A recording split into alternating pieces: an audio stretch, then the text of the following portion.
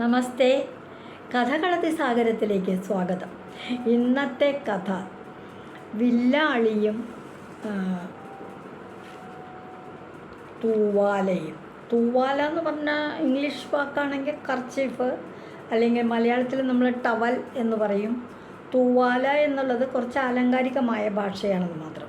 ഒരു വില്ലാളിയും തൂവാലയും, അതാണ് ഇന്നത്തെ കഥ. എന്താണ് ഈ വില്ലാളിയും തൂവാലയും തമ്മിലുള്ള ബന്ധം നോക്കാം. പണ്ട് രത്നമഹൽ എന്ന് പറയുന്ന ഒരു വലിയ ഭവനം ഉണ്ടായിരുന്നു. പ്രഭുഭവനമാണ് അത്. അതുകൊണ്ട് മഹൽ എന്ന് പറഞ്ഞാൽ കൊട്ടാരം. രത്നമഹൽ രത്നം കൊണ്ടുണ്ടാക്കിയ കൊട്ടാരം, രത്നം കൊണ്ടുണ്ടാക്കിയതല്ല എങ്കിൽ ആലങ്കാരികമായിട്ട് അതിന് രത്നമഹൽ എന്ന് പറയും. അവിടുത്തെ ആ പ്രഭുവിൻ്റെ മകനാണ് രത്നസേനൻ. രത്നസേനൻ എന്നൊരു മകനുണ്ട് അദ്ദേഹത്തിന്. രത്നമാല എന്നൊരു മകളുണ്ട്. ഈ രത്നസേനൻ വളരെ വില്ലാളി വീരുന്ന, കുട്ടിക്കാലം തൊട്ടേ അമ്പയത്തിൽ വളരെ താല്പര്യം കാണിക്കുന്ന കുട്ടിയാണ്. അച്ഛനായ പ്രഭുവാണെങ്കിലും മകനെ വേണ്ടോടത്തോളം വിദ്യാഭ്യാസമൊക്കെ നൽകുകയും ചെയ്തു. അങ്ങനെ ഇരിക്കെ അദ്ദേഹം ഒരു ദിവസം പരിശീലനം നടത്തിക്കൊണ്ടിരിക്കുകയാണ്. അദ്ദേഹം എങ്ങനെയാണ്, ഒരു തൂവാല ഇട്ടിട്ട്, അർജുനൻ്റെ കഥകളൊക്കെ കേട്ട് വളർന്ന കുട്ടിയാണെന്ന് ഓർക്കണം കേട്ടോ.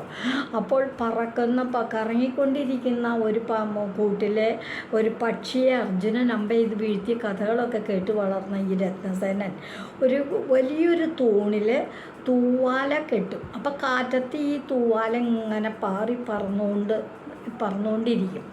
അങ്ങനെ കാറ്റിൽ പറക്കുന്ന തൂവാലയെ ഉന്നം വച്ച് അമ്പ ചെയ്യാനായിട്ട് പരിശീലിക്കുക. അദ്ദേഹം ദിവസവും പരിശീലിക്കും കേട്ടോ. അതിങ്ങനെ നാട് മുഴുവൻ കേട്ടു. ഇങ്ങനെ രത്നസേനൻ കാറ്റിൽ പറക്കുന്ന തൂവാലയെ അമ്പ ചെയ്ത് കൊള്ളിക്കും. അമ്പയത്തിന് വളരെ വൈദഗ്ധ്യമുള്ള ആളാണ് അദ്ദേഹം, വളരെ സമർത്ഥനാണ് എന്നൊക്കെ. അപ്പോൾ ആ നാട്ടിൽ തന്നെ ഇതുപോലെ ഒരു അമ്പയത്തിന് കുറച്ച് താല്പര്യമുള്ളതായിട്ടുള്ള മറ്റൊരാളുണ്ട്. മറ്റൊരു പ്രഭുവിൻ്റെ മകൻ തന്നെ. അദ്ദേഹത്തിൻ്റെ പേര് മകേന്ദ്രൻ എന്നാണ്. ഈ മകേന്ദ്രനും കേട്ടു ഈ രത്നസേനൻ്റെ ഈ സാമർഥ്യം. അദ്ദേഹം അതൊന്ന് കാണാൻ വേണ്ടിയിട്ട് അദ്ദേഹത്തിൻ്റെ ആ സമർത്ഥമായ ആ തൂവാല അമ്പ ചെയ്യുന്ന കാഴ്ച കാണാനായിട്ട് പോയി.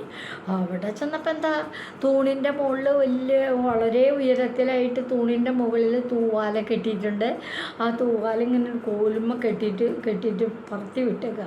അപ്പോൾ അതിങ്ങനെ കാറ്റിൽ പറക്കുന്നുണ്ട്, കൊടിയൊക്കെ പറക്കുന്നത് പോലെ. രത്നസേനൻ ഒരു സ്ഥലത്ത് നിന്ന് ഉന്നം വെച്ച് അമ്പയും കറക്റ്റായിട്ട് തൂവാലയിൽ കൊള്ളുകയും ചെയ്യും. ഇത് കാണാൻ ധാരാളം പേര് വന്നിട്ടുണ്ട്. അപ്പം മഹേന്ദ്രനും വളരെ സന്തോഷമായി. താൻ ഉദ്ദേശിച്ച് വന്ന പോലെ തന്നെ രത്നസേനൻ്റെ ആ അതിമനോഹരമായ അമ്പയത്ത് കണ്ടുല്ലോ. എങ്ങനെയാണ് അദ്ദേഹം ഈ കഴിവ് സ്വായത്തമാക്കിയതെന്നൊന്ന് ചോദിക്കാമെന്ന് കരുതി രത്നസേനൻ്റെ അടുത്ത് കയറി. എന്നിട്ട് രത്നസേനോട് ചോദിച്ചു, അങ്ങ് എങ്ങനെയാണ് ഈ അസാമാന്യമായ പാടവം കാണിക്കുന്നത്?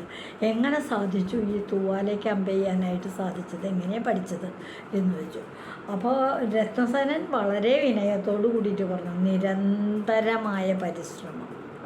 1-2 ദിവസത്തെയല്ല, 1-2 മാസത്തേതുമല്ല, നിരന്തരമായിട്ട് വർഷങ്ങളോളമായിട്ടുള്ള പരിശീലനം കൊണ്ടാണ് എനിക്കിപ്പോൾ കറക്റ്റായിട്ട് തൂവാലയിൽ അമ്പ ചെയ്ത് കൊള്ളിക്കാനായിട്ട് സാധിക്കുന്നത് എന്ന് പറഞ്ഞു.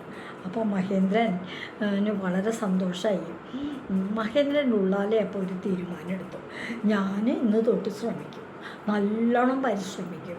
ഇതുപോലൊരു തൂണുമേ കുറച്ച് ഉയരത്തിൽ കെട്ടും തൂവാല, പിന്നെ കുറച്ചുകൂടെ ഉയരത്തിൽ കെട്ടും, പിന്നെ കുറച്ചുകൂടെ ഉയരത്തിൽ കെട്ടും. അങ്ങനെ ഉയരം കൂട്ടി വന്ന് നല്ല തൂണിൻ്റെ ഏറ്റവും പൊക്കത്തെത്തുന്ന വരെ ഉയരത്തിൽ കെട്ടിയിട്ട് തൂവാലയെ അമ്പ ചെയ്ത് കൊള്ളിക്കുന്ന ആ സൂത്രം ഞാനും പഠിക്കും എന്ന് തീരുമാനിച്ച് നാട്ടിലേക്ക് വന്നു. നാട്ടിൽ വന്നിട്ട് അദ്ദേഹം വെറുതെ ഇരുന്നൊന്നുമില്ല കേട്ടോ, അസലായിട്ട് പരിശ്രമിച്ചു, പറയാതെ വയ്യ. അദ്ദേഹം ഈ പറഞ്ഞതുപോലെ തൂവാലയിൽ അമ്പ ചെയ്ത് കൊള്ളിക്കാനായിട്ട് പഠിക്കുകയും ചെയ്തു. പഠിച്ചു കഴിഞ്ഞപ്പോൾ ഒരു ചെറിയ അഹങ്കാരം, ഒരു പൊട്ടിക്ക അഹങ്കാരത്തോടുകൂടി പറഞ്ഞു, ഓ, ആ രത്നസേനൻ ചെയ്യണ കാര്യമുണ്ടല്ലോ, എന്ത്, ആ തൂവാല കെട്ടിയിട്ട് അമ്പ ചെയ്ത് കൊള്ളിക്കുന്ന വിദ്യ, അതൊക്കെ ഇപ്പം എനിക്കും പറ്റും.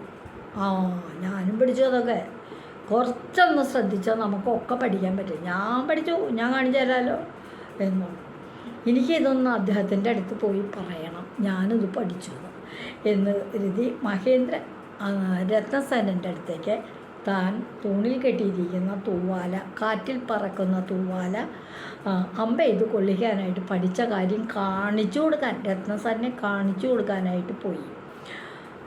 അവിടെ ചെന്നപ്പോഴത്തെ കഥ എന്താ? നല്ല കേമായി. മഹേന്ദ്രൻ അങ്ങ് നാണിച്ചു പോയി. എന്തത്? ഇപ്പം രത്നസേനൻ ചെയ്യുന്നത് കാറ്റിൽ പറക്കുന്ന തൂവാലയെ അമ്പ ചെയ്ത് കൊള്ളിക്കൽ മാത്രമല്ല, അദ്ദേഹം ഒരു കുതിരപ്പുറത്തിരിക്കും രത്നസേനൻ. എന്നിട്ടോ ഈ തൂണിന് ചുറ്റും ദൂരെ ഇങ്ങനെ നിന്നുകൊണ്ട് തൂണിനിങ്ങനെ പ്രദക്ഷിണം വയ്ക്കും കുതിരപ്പുറത്ത്.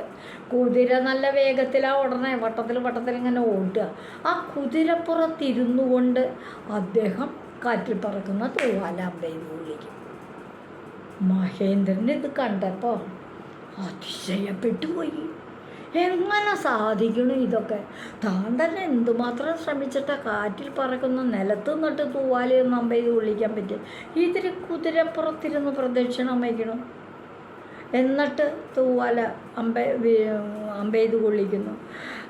അതൊക്കെ കഴിഞ്ഞ് പരിശീലനമൊക്കെ കഴിഞ്ഞ് രത്നസേന താഴ്ത്തിറങ്ങിയപ്പോൾ മഹേന്ദ്രൻ ചോദിച്ചു, കാറ്റിൽ പറക്കുന്ന തൂവാല അമ്പ ചെയ്ത് പഠിക്കാൻ അങ്ങ് പറഞ്ഞതനുസരിച്ച് പരിശ്രമിച്ച് ഞാൻ പഠിച്ചു. പക്ഷെ ഇപ്പോൾ അങ്ങ് ചെയ്യുന്നത് കുതിരപ്പുറം ഓടിക്കൊണ്ടിരിക്കുന്ന കുതിരയുടെ പുറത്തിരുന്നു കൊണ്ട് കാറ്റിൽ പറക്കുന്ന തൂവാലയെ അമ്പ ചെയ്ത് കൊള്ളിക്കുന്നു. ഇതെങ്ങനെ സാധിച്ചു അങ്ങേക്ക്? അപ്പോൾ രത്നസേനൻ പറഞ്ഞു, നമ്മളൊരു കാര്യം നേടിക്കഴിഞ്ഞാൽ, വിജയിച്ചു കഴിഞ്ഞാൽ ആ വിജയം കൊണ്ട് നമ്മൾ തൃപ്തിപ്പെട്ട് നമ്മുടെ പരിശ്രമം നിർത്തരുത്. എന്തു ചെയ്യണം? പരിശ്രമം ഇങ്ങനെ വീണ്ടും തുടർന്നുകൊണ്ടേയിരിക്കുക.